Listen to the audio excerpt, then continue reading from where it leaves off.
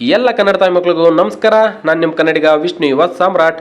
ನಿನ್ನೆ ಅಣ್ಣಯ್ಯ serial shoot ಇದ್ದಿದ್ದರಿಂದ ನಾನು ಮತ್ತು ನನ್ನ ಫ್ರೆಂಡ್ ಇಬ್ಬರು ಅವ್ರು ಕರೆದಿದ್ದಕ್ಕಿಂತ ಅರ್ಧ ಗಂಟೆ ಲೇಟಾಗಿ ಸೆಟ್ಗೆ ಎಂಟ್ರಿ ಆದೋ. ಕರೆಕ್ಟಾಗಿ ನಾವು ಹೋಗೋ ಟೈಮ್ಗೆ ತಿಂಡಿ ಕೊಡ್ತಾಯಿದ್ರು. ಸರಿ ಅಂತ ತಟ್ಟೆ ಹಿಡ್ಕೊಂಡು ಹೊಟ್ಟೆ ತುಂಬ ತಟ್ಟೆ ಇಡ್ಲಿ ತಿಂದು ಅಲ್ಲಿಂದ ಹೊರಟು ಕಾಸ್ಟ್ಯೂಮ್ ಹಾಕೊಂಡು ಮೇಕಪ್ ಹೋಗಿ ಕೂಂತೋ. ಸರಿ, ಕಾಸ್ಟ್ಯೂಮ್ ಹಾಕಾಯ್ತು, ಮೇಕಪ್ ಮಾಡ್ಸಾಯ್ತು, ಇನ್ನೇನು ನೆಕ್ಸ್ಟ್ ನಮ್ಮದೇ ಅಲ್ಲ ಶೂಟು ಅಂತ ರೆಡಿಯಾಗಿ ಕೂತಿದ್ವು. ಆದರೆ ಅವ್ರು ಬೇರೆ ಬೇರೆ ಯಾವುದೋ ಶೂಟ್ ಮಾಡ್ಕೊತಿದ್ರಾ. ಮಧ್ಯಾಹ್ನದ ಬೆಲ್ ಹೊಡೆಯೋವರೆಗೂ ನಮ್ಮನ್ನು ಕರೀಲೇ ಇಲ್ಲ. ಸರಿ, ಮಧ್ಯಾಹ್ನದ ಬೆಲ್ ಹೊಡೆದ್ರು ಅಂತ ಹೋಗಿ ತಟ್ಟೆ ಹಿಡ್ಕೊಂಡು ಮತ್ತೆ ಊಟ ಮಾಡಿ ರೆಡಿ ಆದೋ. ಈಗಾದರೂ ನಮ್ಮನ್ನು ಕರೀತಾರ ಅಂತ ಮತ್ತೆ ಇಂಡೋರ್ ಶೂಟ್ ಮಾಡೋಕೆ ಹೋದ್ರು. ಸರಿ ಆಯ್ತು, ಮಾಡ್ಕರ್ರಪ್ಪ ಅಂತ ನಾವು ಒಳ್ಳೆ ಫುಡ್ ಕೊಟ್ಟಿದ್ರು, ರೆಸ್ಟ್ ಮಾಡೋಕ್ಕೆ ಬೆಡ್ ಕೊಟ್ಟಿದ್ರು ಅಂತ ರೆಸ್ಟ್ ಮಾಡ್ತಿದ್ವಿ.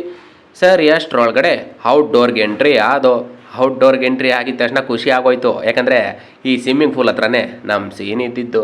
ಸರಿ ಅಂತ ಅಲ್ಲಿ ನಮ್ಮ ಸೀನ್ ಏನೇನಿತ್ತು ಅದನ್ನೆಲ್ಲ ಕಂಪ್ಲೀಟ್ ಮಾಡ್ದೋ. ಸರಿ, ಶೂಟ್ ಏನೋ ಕಂಪ್ಲೀಟ್ ಮಾಡ್ದೋ. ಆದರೆ ಆ ಸ್ವಿಮ್ಮಿಂಗ್ ಪೂಲ್ ನೋಡಿ ಸುಮ್ಮನಿರೋಕ್ಕೆ ಆಯ್ತಿರಲಿಲ್ಲ. ಸರಿ ಅಂತ ಹೇಳ್ಬಿಟ್ಟು ಆ ಕಾಸ್ಟ್ಯೂಮಲ್ಲಿ ಹಂಗೆ ಜಿಗಿದ್ಬಿಟ್ಟು ಮನ್ಸಿಗೆ ತೃಪ್ತಿ ಆಗೋವರೆಗೂ ಈಜಾಡ್ದೋ. ಎಲ್ಲ ಕಡೆಯಿಂದನೂ ಡೈಗಳ ಮೇಲೆ ಡೈಗಳು ಹಾಕಿ ಹೆಂಗೆ ಬೇಕೋ ಹಂಗೆಲ್ಲ ಈಜಾಡ್ತಿದ್ದೋ.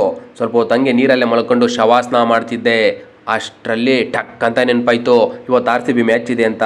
ಸರಿ ಆಯ್ತಪ್ಪ ಸಾಕು ಅಂತ ಹೇಳ್ಬಿಟ್ಟು ಪಟ್ ಅಂತ ಎದ್ದು ಹೋಗಿ ಕಾಸ್ಟ್ಯೂಮ್ ಚೇಂಜ್ ಮಾಡಿಕೊಂಡು ಅಲ್ಲಿಂದ ಬಂದು ನಮ್ಮ ಟೆಕ್ನಿಷಿಯನ್ಸ್ಗೆ ಹಾಗೂ ನಮ್ಮ ಡೈರೆಕ್ಟರ್ಗೆ ನನ್ನ ಜೊತೆ ಆ್ಯಕ್ಟ್ ಮಾಡಿದಂಥ ಎಲ್ಲ ಆರ್ಟಿಸ್ಟ್ಗಳಿಗೆ ಬಾಯ್ ಮಾಡಿಬಿಟ್ಟು ಅಲ್ಲಿಂದ ಡ್ರ್ ಅಂತ ನಮ್ಮ ಮನೆಗೆ ಬಂದುಬಿಟ್ಟು RCB ಮ್ಯಾಚ್ ನೋಡಿ ಊಟ ಮಾಡಿ ಮಲ್ಕೊಂಡೆ ಅಷ್ಟೇ.